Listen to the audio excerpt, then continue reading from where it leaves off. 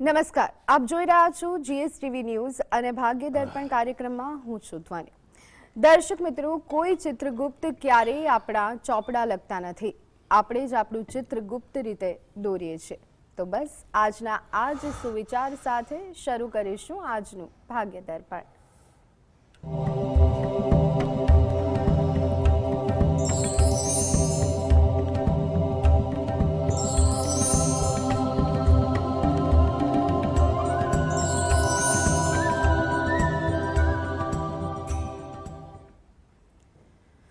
તો ભાગ્ય દર્પણમાં આપના પ્રશ્નોના નિરાકરણ અને રાશિફળ વિશે માહિતી અને માર્ગદર્શન આપવા આપણી સાથે જોડાયા છે જાણીતા જ્યોતિષાચાર્ય અને વાસ્તુશાસ્ત્રી હસીતભાઈ પાઠક. હસીતભાઈ, આપનું સ્વાગત છે જીએસટીવીમાં. નમસ્કાર.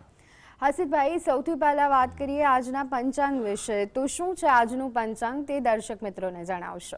હા, આજના દિવસનો શુભારંભ કરીએ તે પહેલાં આપણે અને સર્વ દર્શક મિત્રોને આજનો રામનવમીની ખૂબ ખૂબ શુભકામનાઓ. શરૂ કરીએ આજના દિવસનું પંચાંગ. આજે વાર છે ગુરુવાર. વિક્રમ સંવત 2082 ચાલી રહ્યો છે. આજની તારીખની વાત કરીએ. તારીખ આવે છે 26 માર્ચ 2026, એટલે કે 26/3/26નો એક અનોખો સંયોગ થઈ ગયો છે. અંકની દ્રષ્ટિએ પણ આ અદ્ભુત સંયોગ છે કે 26 તારીખ છે, આજે માર્ચ મહિનો છે અને 2026નું વર્ષ છે. તો આગળ વધીએ અને આજની તિથિની વાત કરીએ. આજની તિથિની વાત કરીએ તો ચૈત્ર મહિનો ચાલે છે, તેનો સુદ પક્ષ જેની આઠમ છે, જો કે સવારે 11:48 આઠમ પૂરી થાય છે અને નોમનો પ્રારંભ થાય છે, એટલે નોમ બેસી જાય છે. આજની તિથિ એટલા માટે કહેવાય છે કે રામનવમીનો ઉત્સવ આજે ઉજવાયો છે. હા, નક્ષત્રની વાત કરીએ. આ આર્દ્રા નક્ષત્ર છે. સવારે થી સૂર્યોદય સમય જે નક્ષત્ર છે તે આર્દ્રા નક્ષત્ર આવે છે અને ત્યારબાદ બપોરે 16:18 એટલે કે 4:18 પુનર્વસુ નક્ષત્રનો પ્રારંભ થશે. યોગની વાત કરીએ. યોગ શોભન આવે છે, કર્ણ બવ આવે છે. આજની રાશિની વાત કરીએ. આજની રાશિ આવે છે મિથુન રાશિ, કે જેના નામાક્ષર હોય છે ક, છ અને ગ.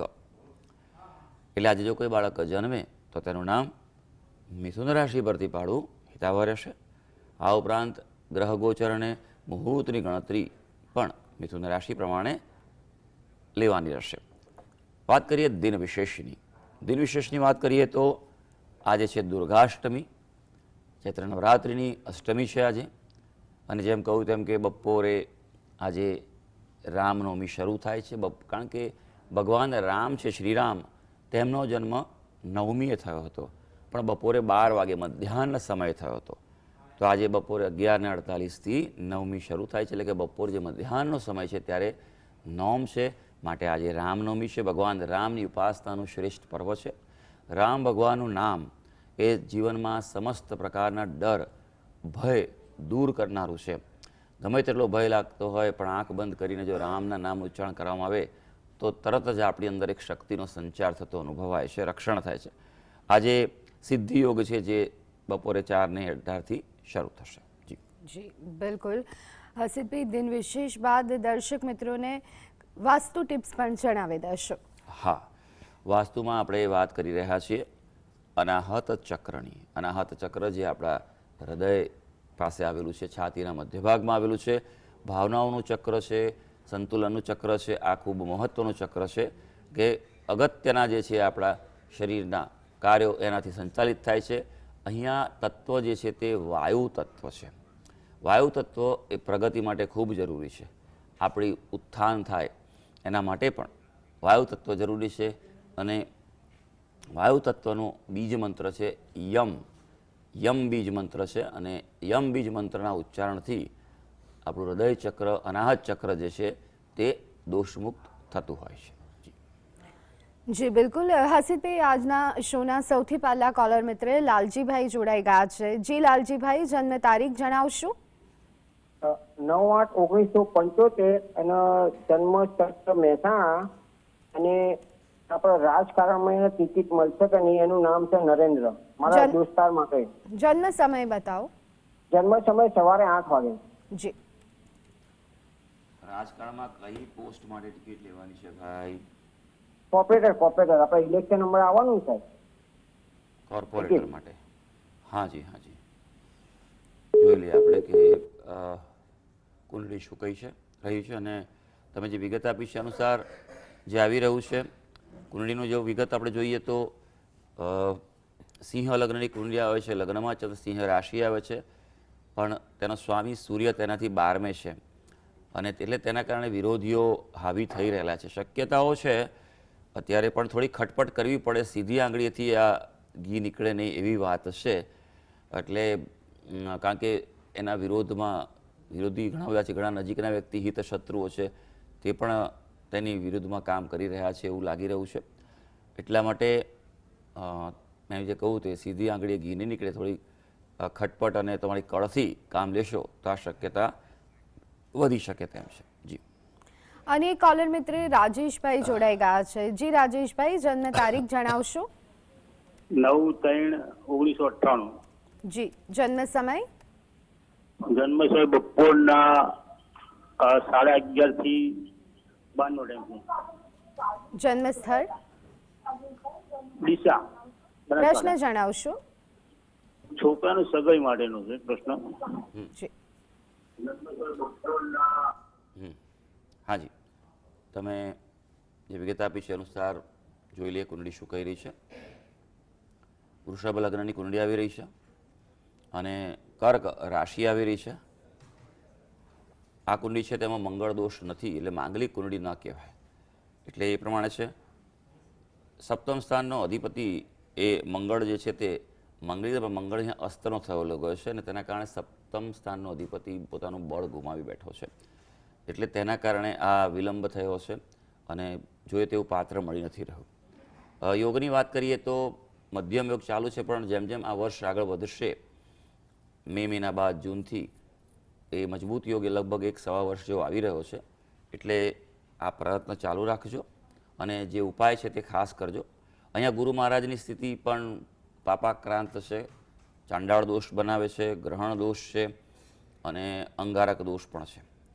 એટલે આ દોષનું વિધિવત રીતે માર્ગદર્શન લઈ વિદ્વાન પાસેથી અને તેનું નિવારણ કરાવો.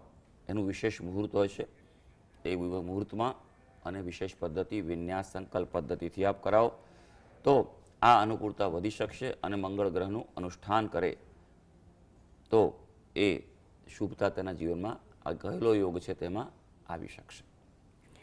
મનીષભાઈ કોલર મિત્ર, મનીષભાઈ જન્મ તારીખ જણાવશો? 1 માર્ચ 1961, 10:32 રાતના. ફરી એક વખત જન્મ તારીખ જણાવી દેશો મનીષભાઈ? 1 માર્ચ 1 માર્ચ 1961.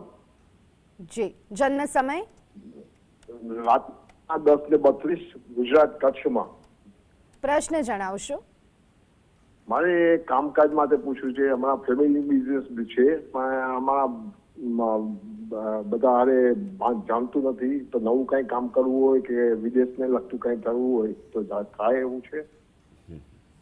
જી, જોઈ લે આપણે વિગત આપી છે અનુસાર કુંડળી જોઈએ તો તુલા લગ્નની કુંડળી આવે છે. આપની રાશિ સિંહ રાશિ આવે છે. અત્યારે હાલ ગુરુ મહારાજ દશા ચાલી રહી છે. ગુરુ મહારાજ આપના 4થા સ્થાનમાં છે પણ નીચના છે, એટલે એની સ્થિતિ તમને એટલો સપોર્ટ નથી કરી રહી. હમણાં જ એમ કહેવાય કે થોડા સમય પહેલાં જ શરૂ થયેલી છે ગુરુની દશા અને તેના કારણે તમને પોતાને આ પ્રતિકૂળતા દેખાઈ રહી છે. 2025થી આ ગુરુની દશાનો પ્રારંભ થયો છે અને હજી લાંબી ચાલશે. માટે ગુરુના ઉપાય કરવા આવશ્યક છે, જેથી કરીને તમારું કર્મક્ષેત્ર મજબૂત બની શકે. કારણ કે ગુરુ મહારાજ 4થા સ્થાનમાં હોવાથી તેમની 7મી દ્રષ્ટિ 10મા સ્થાનમાં આવી રહી છે અને ઉપરાંત ગુરુ મહારાજ જે છે આ કુંડળીમાં તમારા મહેનતના અને આવકના સ્થાન પર પણ અસર કરી રહ્યા છે. તો સૌથી પહેલું તો ગુરુ મહારાજનું જપ અનુષ્ઠાન કરવું વિધિવત રીતે એ બહુ જરૂરી છે અને પછી તેનું વિધાન કરવું જોઈએ.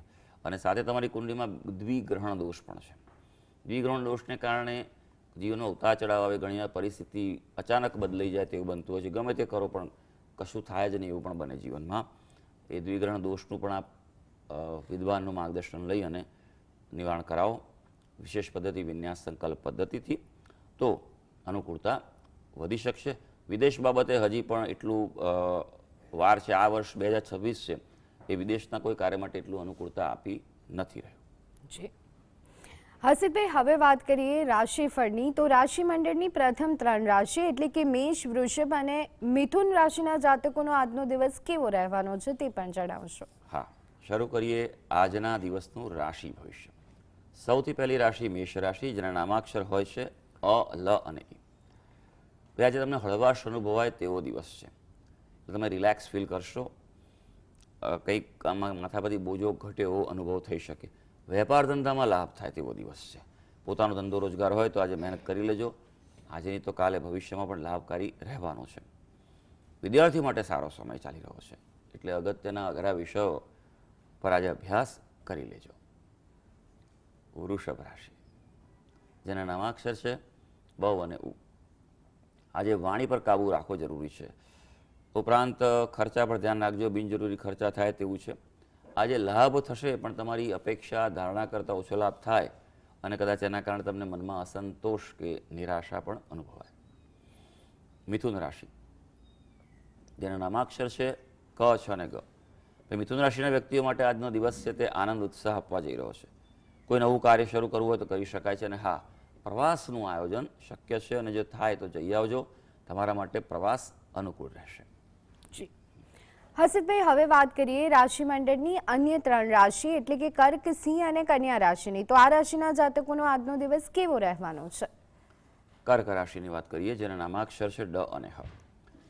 શાંતિથી દિવસ થોડો પસાર કરજો. આજે રિલેક્સ રહેજો. વધુ પડતું કામ હાથ પર ન લેતા, ગજા બહાર કશું આજે કરતા નહીં. ખાસ રોકાણોમાં ધ્યાન આપવાનું છે. આર્થિક નિર્ણયો લેવા હોય થોડું વેટ એન્ડ વોચ કરજો. હા, ધાર્મિકતામાં વધારો થશે. આમ પણ ભગવાન રામનો આજે જન્મોત્સવ છે. દેવદર્શન ચોક્કસ કરી આવજો. ભગવાનના રામની ઉપાસના જરૂરથી કરી લેજો. સિંહ રાશિ, જેના નામાક્ષર છે મ અને ટ. આજે પરિવારમાં આનંદ રહે તેવો દિવસ છે. કોઈને કોઈ રીતે ખુશીનો પ્રસંગ થાય તો કોઈ વાત થાય તે બની શકે. પોતાનો ધંધો રોજગાર હોય તો વૃદ્ધિના યોગો દેખાઈ રહ્યા છે અને આજે નવી મુલાકાત લાભદાયી છે. કોઈ નવા વ્યક્તિને મળવાનું હોય કે મિટિંગ કરવાની હોય, ઓફર કરવાની હોય, કંઈ પણ નવું કશું કરવું હોય તો લાભદાયી થઈ શકશે. હવે કન્યા રાશિ, જેના નામાક્ષર છે પઠ અને અણ. કાર્યની કદર થાય એટલે મહત્વનું કાર્ય હોય આજે હાથ ઉપર લઈ લેજો. સામાજિક ક્ષેત્રે આજે જાહેર ક્ષેત્ર હોય તો માન વધી શકે છે, પણ મિત્રો સાથે થોડું સાચવવું પડશે. મતભેદ થવાની સંભાવના છે. અને કોલર મિત્ર રેખાબેન જોડાઈ ગયા છે. જી રેખાબેન, જન્મ તારીખ જણાવશો.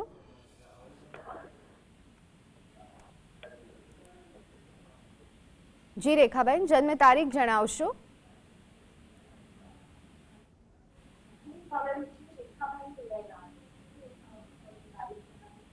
હેલો.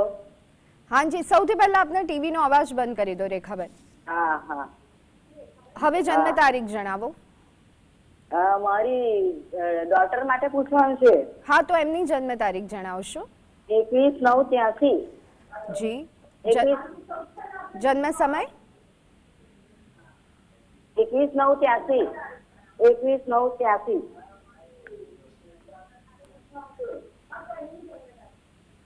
21/9/83. રેખાબેન, તમારા ટીવીનો અવાજ સૌથી પહેલા બંધ કરી દેશો. આપ ફોન પર જ વાત કરશો જેથી કરી અને આપનો અવાજ સ્પષ્ટપણે અમારા સુધી પહોંચી શકે. બંધ કર્યો. હવે જન્મ સમય જણાવી દો. સાંજનો 7 વાગ્યા. જન્મ સ્થળ માર્કેટ. ઓકે, પ્રશ્ન જણાવશો. એને મકાનનો યોગ ક્યારે છે? મકાન માટે શોધે છે પણ મકાનનો યોગ જ નહીં લાગતો. જી. એના નામ ઉપર લેવાનું છે ના, જમાઈના નામ પર તો લેવાનું. તમે વિગત કોની આપી છે બેન? છોકરીની. તો પછી જેના નામે મકાન લેવાનું હોય એની વિગત આપવી પડે કે નહીં બેન? કેવી રીતે હું તમને કહી શકું બેન કે એ એમના મકાન લેવાશે કે નહીં?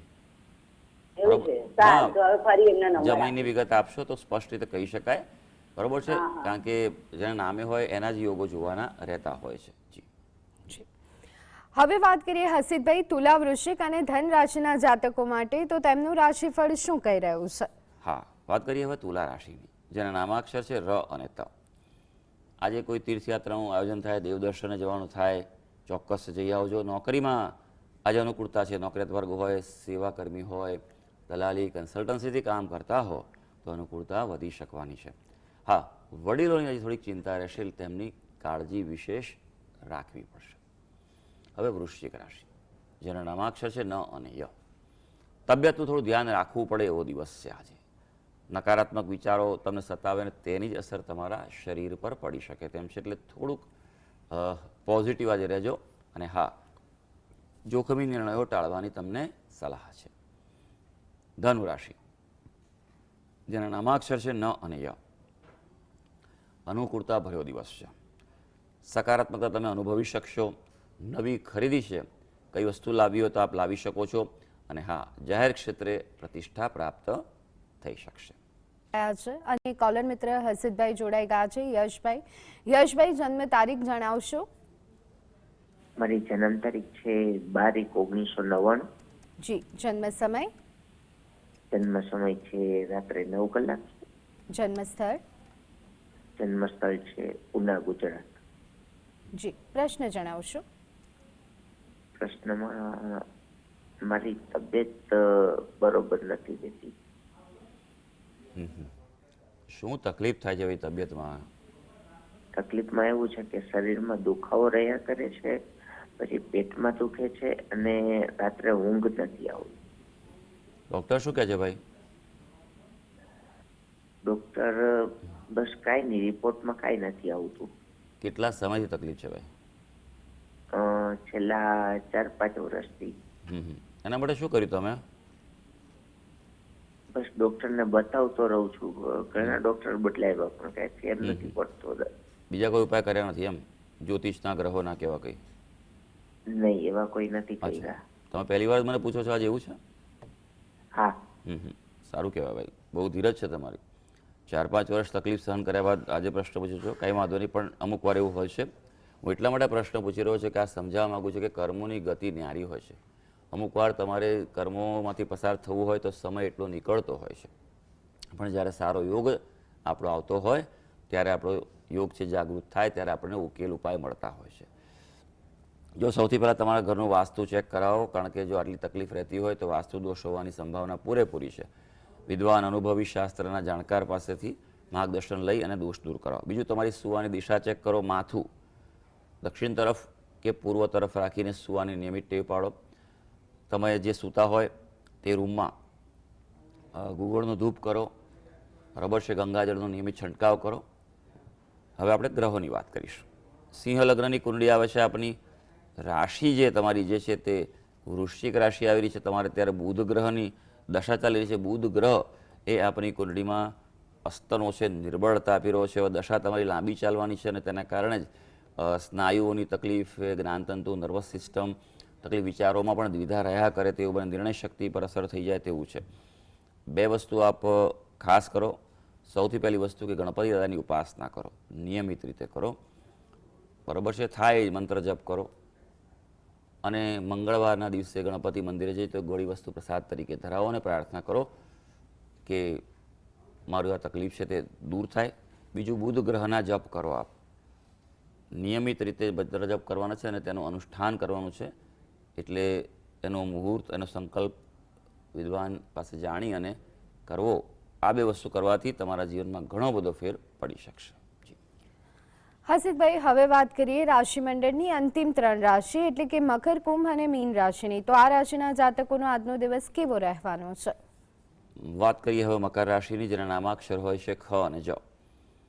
આજે કામકાજમાં સફળતા મળે તેવો દિવસ છે, એટલે મહત્વના કાર્યો આજે હાથ પર લઈ શકો છો. આરોગ્યમાં સુધારો પણ જોવા મળી શકશે. હા, આર્થિક લાભની સંભાવના દેખાઈ રહી છે. કુંભ રાશિ, જેના નામાક્ષર છે ગ, સ, શ અને શ. સંતાનો માટે ચિંતા રહે તેવો દિવસ છે આજે, એટલે થોડુંક એ બાબતે ધ્યાન આપવું પડશે. અભ્યાસમાં સફળતા છે, પણ હા, જોખમી રોકાણોથી બચવાનું છે. કોઈ લાલચ હોય, ટૂંકા ગાળામાં કંઈક લાભ થતો એવા રોકાણોની ઓફર હોય તો એના પર બરાબર ધ્યાન રાખજો, બને તો દૂર રહેજો.